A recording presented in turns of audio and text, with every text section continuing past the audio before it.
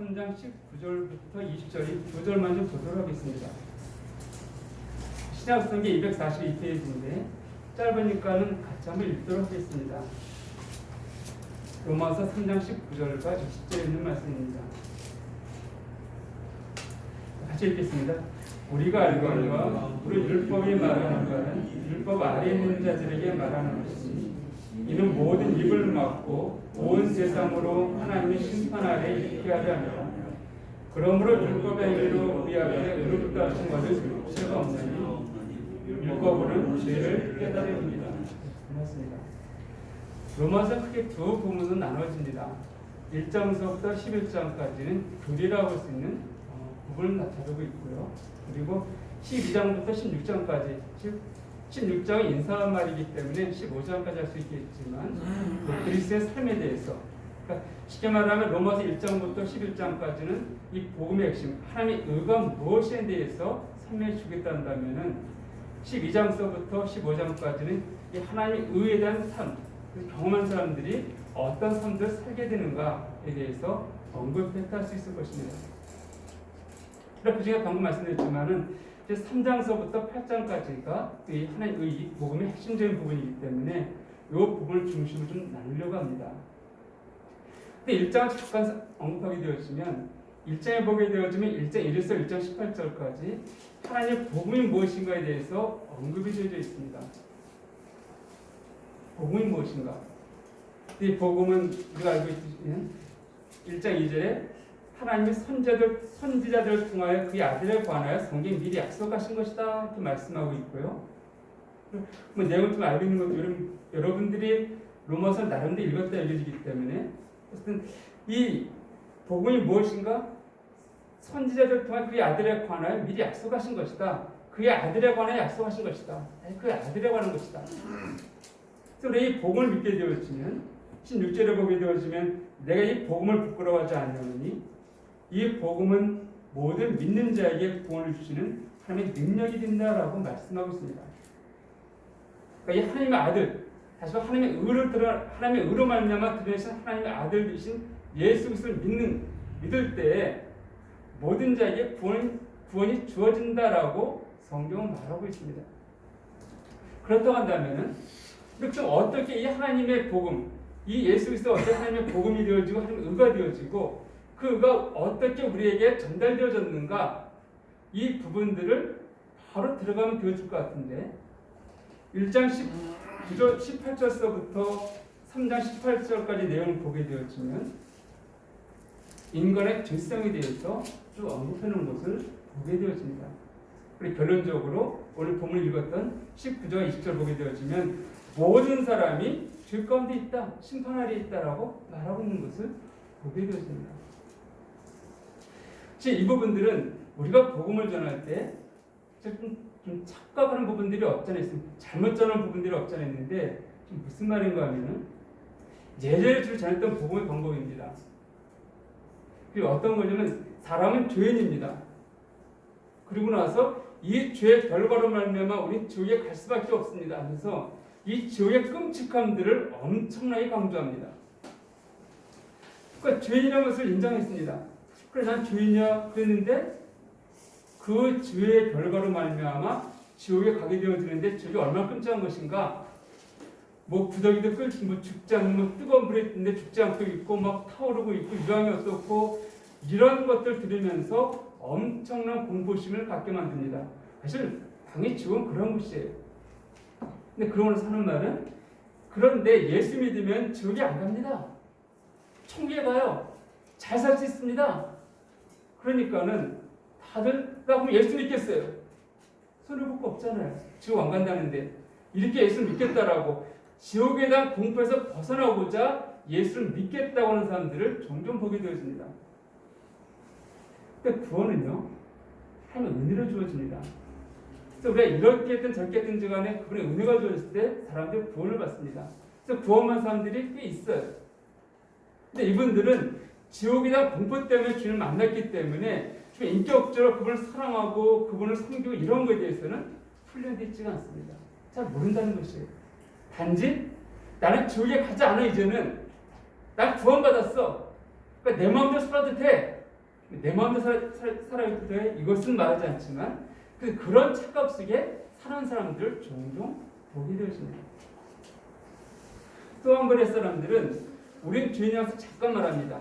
그런데 예수가 이 죄를 다 용서했기 때문에 그걸 믿으면은 뭐 의로운 자가 되어졌어. 믿게 되어집니다. 그러니까 내가 얼마나 죄인인지에 대해서 별로 강조점이 없습니다. 단지 예수님이 하신 일만 언급이 되어져 있어요. 그러니까 그렇게 예수님을 만났습니다. 그러니까 이 사람들은 그 은혜가 얼마나 은혜된지에 대해서 예수님께서 우리가 구원은 공짜라는 표현을 했는데 구원은 값없이 주어졌습니다. 이건 맞습니다. 우리의 값없이 주어졌어요. 그러나 하나님께서는 엄청난 값지불이 이루어졌다는 것입니다. 근데 그것을 말하지 않고 생각하지 않고 그냥 구원을 그냥 공짜로 주어졌어. 이거 받아 보니까는 그 은혜가 내게 은혜를 받았지가 않는 것이에요. 그러니까 구원을 받았는데 그래 내가 좀 뭐가 쓴만하니까 그래도 구원을 주신 거겠지? 이런 착각 속에 사는 사람들을 보게 되어집니다. 그러니까 이분은 구원에 대한 기쁜 감사가 없습니다. 기쁨이 없어요. 그러다 보니까는 그냥 구원은 받았지만 뭐 내가 그때 좀 쓸만하니까 이런 착각 속에 빠져서 정말 그리스도인다운 삶을 살지 못하는 것들을 보게 되어집니다. 물론 구원은 아까도 말씀드렸지만 한 은혜로 주어집니다. 그러니까 일부러 신에 따라 시인한 것이 성령으로 말미암아 시인되어진 고백을 한다면은 구원은 주어졌습니다. 그래서 우리가 함부로 판단 쓰는 것은 아니에요. 어쨌든 이런 식의 복음 전하는 것들은 이런 잘못된 우리를 범할 수 있기 때문에 조심해야 된다는 것이죠. 자, 그런 면에 있어서 이 사도 바울은 아까도 말씀드렸죠. 이 복음이 무엇인가 설명해 놓고 바로 복음을 어떻게 우리가 받아들이면 되어지는가? 3장 후반부를 넘어간 것이 아니라 1장 19절서부터 3장 18절까지 우리가 어떤 존재인가에 대해서 자세하게 설명한다는 것입니다. 이걸 통하여서 정말 우리는 하나님의 은혜가 없이는 그분의 은혜가 없이는 죽을 수밖에 없는 심판받을 수밖에 없는 그런 존재. 내가 얼마나 하나님 것이 약한 자인가에 대해서 명확하게 이해하고 깨달을 수 있도록 이 내용을 언급한 것을 보게 되었습니다. 자, 그렇다면은 사도 바울은 이 죄에 대해서 어떻게 언급하고 있는가? 3장 18절 이하를 보게 되었지만 하나님의 진노가 불의로 1장 18절이 아니라 하나님의 진노가 불의로 진리를 막는 사람들의 모든 경건하지 않은가 불의에 대해 하늘로부터 나타난다 이렇게 되어 있습니다. 하나님의 진노가 누구한테 나타나는가? 불의로 진리를 막는 사람들, 하나님을 회방한 자들, 이 복음을 거부한 자들 가운데 나타난다는 것이에요. 근데 우리 이렇게 말할 수 있습니다. 아니 나는 예수라는 이름도 들어보지도 못했습니다. 나는 하나님을 알지도 못하는데 왜 나한테 하나님 진리를 거부했다고 말씀하십니까? 라고 하는 사람들에 대해서 19절은 무엇을 말씀하십니까? 하나님을 알만한 것이 그들 속에 보임이라 말하고 있습니다. 우리가 성경에서 말하는 이 하나님의 존재에 대해서 정확하게 이해할 수 없다 할지라도 우리 마음 가운데 신에 대한 갈망이 있습니다. 저 역시도 그런 존재였습니다. 근데 그 신에 대한 갈망들, 그것을 23절 이하 보게 되어지면, 아니 21절 이하 보게 되어지면 하나님을 알되 참 영원롭기도 아니했다 하신 말씀처럼 제 안에 있는 그 신에 대한 갈망들을 제 것으로 대체해서 섬겼던 것을 보게 되어집니다. 우리가 조금만 생각하게 되어지면요, 이 자연의 이치를 한번 바라보십시오. 이것이 우연히 되어진 것인가? 이 지구가 23.5도가 기울어져 있지 않으면 사람이 살 수가 없습니다. 우리의 눈에 보이지 않는 공기가 없다라고 한다면은 우리 살 수가 없어요. 우리 손과 발을 내가 좀 마음대로 움직일 수가 있는데 우리 심장은요, 심장이 뛰는 것은 내가 조절할 수 있는 것이 아닙니다. 자기가 스스로 계속 뛰고 있는 것이에요. 이 심장이 뛰지 않고 멈춰 있다는다면 우리는 존재할 수가 없습니다. 그러니까 우리가 조금만 생각해보고 조금만 관심을 갖게 되어지면 이 자연에 있는 그 모든 이치와 원리를 통하여서 분명히 신의 존재를 알 수가 있고 느낄 수가 있습니다. 한번 우리가 뭐 이제 산에 꽃이 피고 있는데 우리 선생님은 산에 많이 올라오셨겠지만 그 산에 올라와서 그 웅장함을 바라보십시오. 사람의 지은 건축물과 비교할 수가 없습니다. 그 웅장함 속에 있으면 정말 내가 얼마나 하찮은 존재인가를 고백할 수밖에 없어요. 그리고 그걸 만드신 그분, 그가 누구인지 모르지만 그분을 찬양할 수밖에 없습니다. 눈필 수밖에 없다는 것이에요.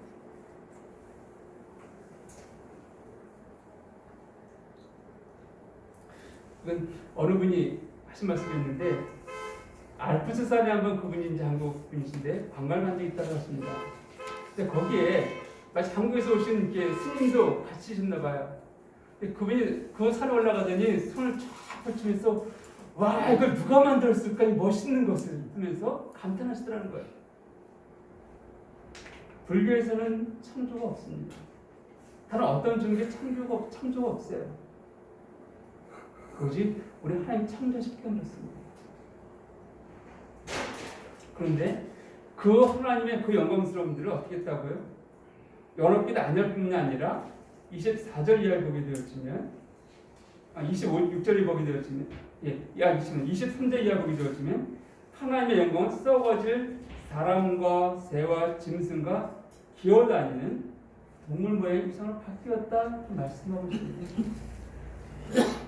우상을 만들었다는 것이에요. 이런 짐승이나 이러한 것들은요 하나님께서 사람을 창조하시고 늘 생육하고 번성한 땅에 충만한 땅을 다스리고 땅을 정복하라고 말씀하셨습니다. 우리가 다스릴 존재들이에요. 우리가 그런 짐승을 섬겨야 될 그 존재가 아니라 그 짐승들 다스려야 될 그 존재가 바로 우리들이에요. 그럼에도 불구하고 우리 그런 짐승들을 경배합니다. 그런 나무들을 경배하고 있는 것이에요. 일단 나무를 깎아서 우상을 만들고 돌을 깎아서 우상을 만듭니다. 눈이 있어도 보지 못하고 귀가 있어도 듣지 못하고 입이 있어도 말하지 못하는 그런 우상을 만들어 놓고 그걸 섬기고 있는 것이에요. 그것이 바로 인간의 모습이라는 것입니다. 타락한 인간의 모습이에요. 두 번째로는 그 타락한 자는 어떻게 하고 있는 것인가? 24절 이하 쭉 보게 되어지면 동성에 대해서 언급하고 있는데 하나님께서 사람을 창조하신 목적이 있습니다. 남자 여자 창조하신 목적이 있어요. 그러니까 생육하고 번성하게 하시기 위함이라고 말씀하고 있습니다. 근데 생육과 번성하기 위해서는 남자 여자의 결합이 있어야 되는데 동성애는 그걸 거부하는 것이에요. 다시 말씀드리면 왜 동성애에서 그렇게 강조하는 것인가? 동성애자들은 말합니다. 왜 누구한테 해코지했습니까? 피해를 줬나요? 왜 우리를 이렇게 미워하십니까? 우리는 그들을 미워하는 게 아니에요. 우리 그 사람들 미워하지 않습니다. 단지 동성애가 창조질서에 반하기 때문에 죄인 것을 말할 뿐인 거예요. 이거 분명 이해하셔야 됩니다. 그들은 창조질서를 거부하고 있는 것이에요. 그렇기 때문에 성경에서는 그 동성애에서 반복적으로 경고하고 언급하고 있는 것입니다. 그럼에도 불구하고 이 시대는 점점 더 타락하고 있죠. 방비의 동성애로 말미암아 생겨난 병이 있죠. 에이즈라는 것이 있습니다.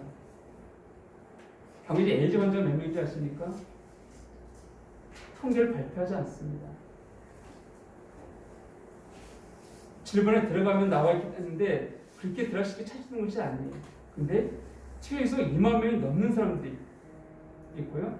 지금 청소년들 가운데 굉장히 많은 그 대상의 반 정도가 청소년들이라고 언급된 것을 제가 자료에서 본 적이 있습니다.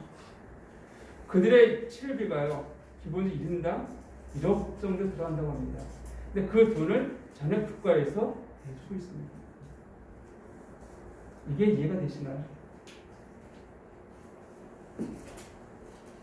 어쨌든 성경은 타락한 자는 모습이 이렇다라고 언급하고 있습니다.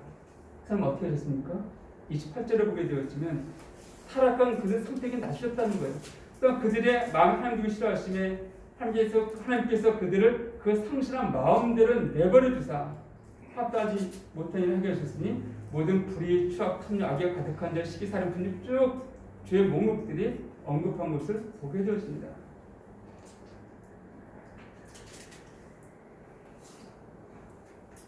그런데요, 2장 1절을 보게 되어지면 그러므로 남을 판단하는 사람아 누구를 막론하고 네가 핑계하지 못할 것은 남을 판단하는 것은 네가 너를 정죄함이니 판단은 네가 같은 일을 행함이니라 이렇게 말씀하고 있습니다. 아니 우리가 그런 죄악의 목록을 쭉 보면서 가끔 뉴스에서 보게 되어지면 정말 저런 나쁜 놈 하면서 유gin할 만한 그런 악행을 우리가 볼 때가 있습니다. 저런 페루나 저런 천공날 저건 마땅히 죽여야 돼. 사형시켜야 돼. 이 정도로 우리가 울불 터뜨릴 만한 그런 죄의 목록들, 그런 죄를 지은 사람들을 가끔 대할 때가 있습니다. 그러진 않다 할지라도 우리는 이런 정도의 죄는 안 지었는데 라고 여기면서 나는 이렇게 뭐 남의 해보자 점은 별로 없으니까 라고 하는데 똑같다는 것이 같은 일을 한다 말하고 있습니다. 왜 그럴까요? 어느 형제님이 한 노인 부모 노인이신 그때 복음을 좀 쭉 전해오셨습니다. 한 3, 4주 쭉 복음을 전했는데 이 분이 이 노인네가 자기가 죄를 진 적이 없다고 계속 왕관 거부하시더라는 거예요. 내 80평생 별로 난 남의 해코지한 적도 없고 원수 지은 적도 없고 쫙 이게 3, 4주를 계속 복음을 전하는데 계속 부딪힘이 되어진 것이죠. 그래서 그날은 가서 뭐 얘기하다가 아버님 혹시 누구 미워하신 적은 없으십니까? 했더니 내가 젊었을 때 누구 미워한 적은 좀 있었어. 그 사람이 이런 일을 하고 내가 잠깐 미워한 적이 있었어 라고 말하더라는 것이에요. 뭐 우리 속으로 미워할 수 있잖아요. 그러니까 여기 제가 옳다구나. 성경을 좀 봅시다. 요한일서 3장 15절 좀 펴보시죠. 뭐라 되어 있습니까? 그 형제를 미워하는 자마다 살인하는 자니 살인하는 자마다 영생의 빛에 거하지 않은 것을 너희가 아는가. 여기 뭐라 되어 있습니까? 형제를 미워하는 자마다 살인하는 자라고 되어 있습니다. 우리가 왜 내 죄에 대해서 가볍게 여긴지 아십니까? 내 죄는 별로 큰 죄가 아니야. 이건 죄로 갈 수도 없어. 저 사람들과 비교하면 나는 의로운자야, 깨끗한 자야. 이런 마음이 들기 때문에 나는 죄의 상을 안 갖게 되어지는 거예요. 근데 우리가 얼마 전에 암송했던 마태복음 5장 22절 혹시 암송하시는 분 계십니까? 여기 형제에 대해서 뭐라 되어 있죠?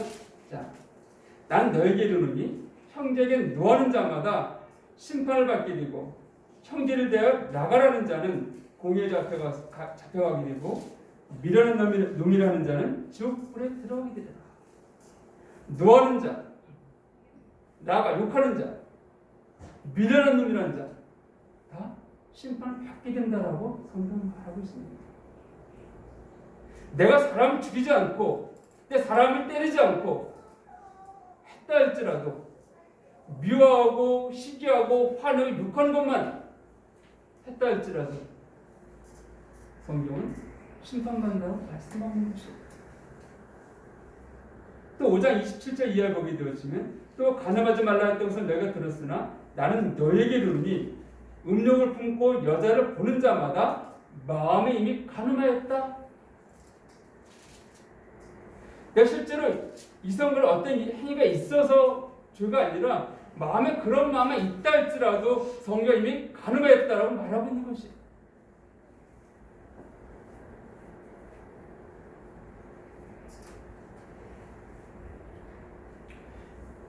가끔 운동선수를 이렇게 제가 TV에서 보면 스포츠를 보다 보면은 운동선수는 목에 금사슬 같은 거 목에 이렇게 두르는 거고 이걸 좀 볼 때가 있습니다.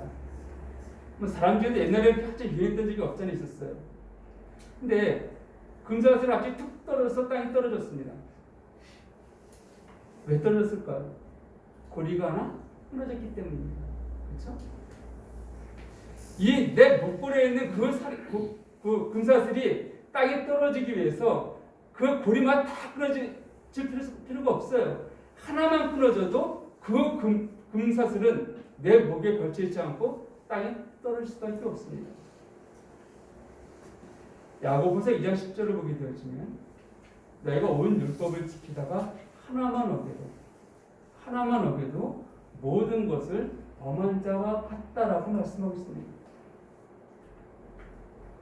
내가 하나님의 말씀을 다 지키고 율법을 다 지킨 것 같다 할지라도 한 가지 혹 누구를 미워했고 시기하고 질투했고 그 한 가지만 했다 할지라도 너는 다른 율법을 어긴 자와 똑같은 거야. 너 똑같이 죄인이고 넌 똑같이 심판받아야 되고 넌 똑같이 멸망받아야 될 그 존재라고 성경은 말하고 있습니다. 우리는 죄를 판단할 때 그 중심은 나를 삼고 있습니다. 근데 이 나를 기준 삼는 것은요 다를 수밖에 없어요. 내 양심을 기준 삼게 되어지면은 어저께인가요? 예, 어저께네요. 강아지들이 산책 나가다 보니까 정무상대 밑에 이런 글귀가 붙어 있습니다. 쓰레기를 버리는 당신은 양심도 함께 버리는 자입니다. 이게 써 있어요. 그러니까 그 정무상대 밑에 쓰레기 갖다 놓지 말라는 것이에요. 즉 외국에 살다 오시는 분들이 가장 어려워하는 것이 이 쓰레기 분리수거라고 합니다. 쓰레기도 음식물 쓰레기 있고 일반 쓰레기 있고 또 플라스틱 버린 데 있고 뭐 깡통 버린 데가 있고 뭐 굉장히 다양하잖아요. 이렇게 분리된 것이 아주 오랜 시간이 아니에요. 제가 젊었을 때에도 이런 분리수거가 없었습니다. 그냥 함께 버렸어요. 근데 언제부터인가 이게 되어지고 지금은 너무 자연스럽게 되어지고요. 그래서 그 쓰레기를 모래 정무상태에 놓는 자는 양심도 버린 자입니다. 제가 젊었을 때 그런 말은 할 수가 없었어요. 왜 다들 이렇게 버렸습니까? 길 가서 차에서 바깥에 버리고 여기다 버리고 이랬습니다. 아프리카에 가게 되면 동일하다는 거예요. 그러니까 그 양심의 기준들은 나라에 따라 다르고 사람에 따라 다르고 여러 가지 양심은 다를 수밖에 없습니다. 즉 의의 기준은 달라질 수밖에 없다는 것이에요. 그러나 로마서 2장 2절을 보게 되어지면 이럴 때는 행하는 자에게 하나님의 심판이 진리대로 되는 줄을 아노라 되어 있습니다. 하나님의 심판이 진리대로 되어진다? 왜요? 하나님의 의의 기준은 변하지 않습니다. 그게 기준이기 때문인 것이에요. 우리 시계가 참 많이 있습니다. 여러분 시계를 뭐 핸드폰도 갖고 많이 갖고 계시는데 여러분 시간을 정확히 맞추기 위해서 어디에 맞춥니까? 런던에 있는 그린지 천문대 거기 시간을 모든 시간을 맞춥니다. 그게 기준이에요. 우리끼리 내 시계가 정확해 내 시계 정확해 막 싸울 수 있습니다. 그러면 정확한 것이 아니에요. 무엇이 기준입니까? 바로 그린지 천문대 기준인 것들처럼 우리끼리 네가 의로와 내가 의로와 네가 죄를 많이 졌어 네가 죄를 많이 졌어 싸울 수 있지만 의의 기준은 우리의 기준 하나님께 있습니다. 하나님 보시기에 인간은 죄인이라는 것입니다. 정도의 차이 있을지 모르겠지만 근본적으로 그 죄는 똑같은 죄이고 그 죄는 똑같이 심판받아야 되고 그 죄는 똑같이 멸망할 수밖에 없는 그 죄라고 성경은 말하고 있습니다. 실제 사람 죽인 사람이나 미워한 사람이나 하나님이 똑같이 살인한 자이고 똑같이 심판받아 멸망받을 자라고 성경은 말하고 있습니다. 우리 모두 같은 자들이라는 거예요.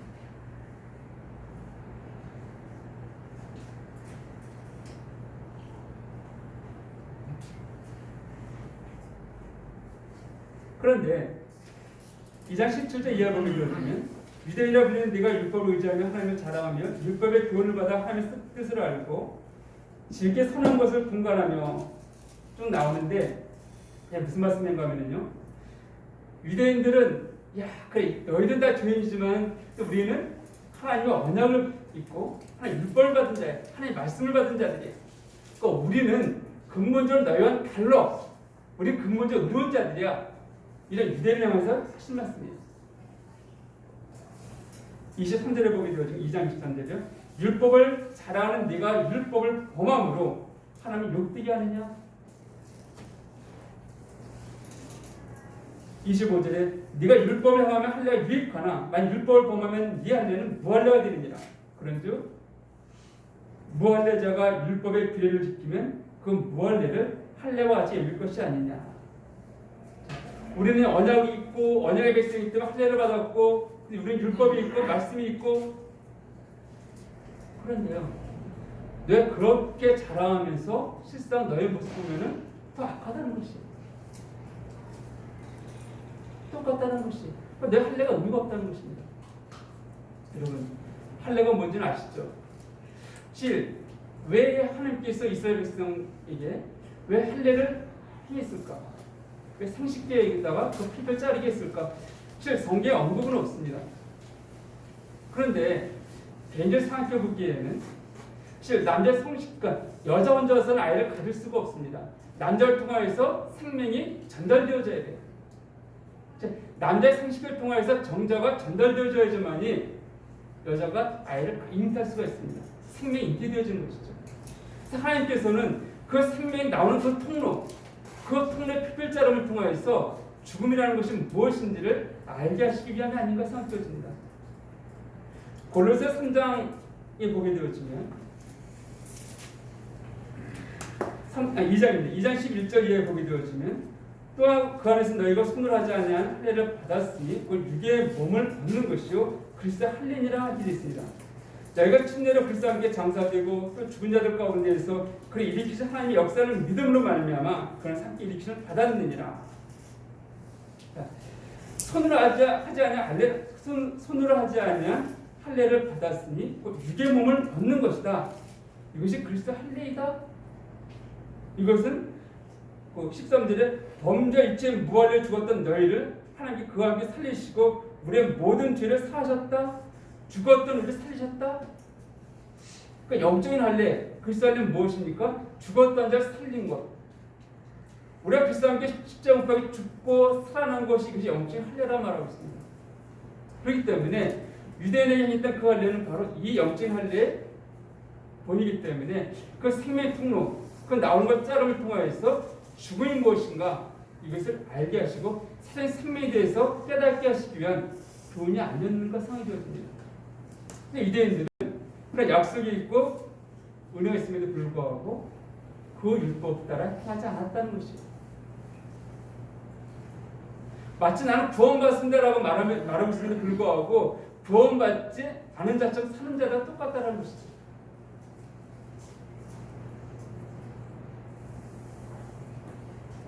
그래서 그렇게 조문을 꼴치는 것이 의미가 있는 것이 아니라 우리가 마음으로라도 양심을 따라서 행하는 것, 그렇다면 그가 바로 할례를 받은 자다라고 성경은 말하고 있는 것이에요.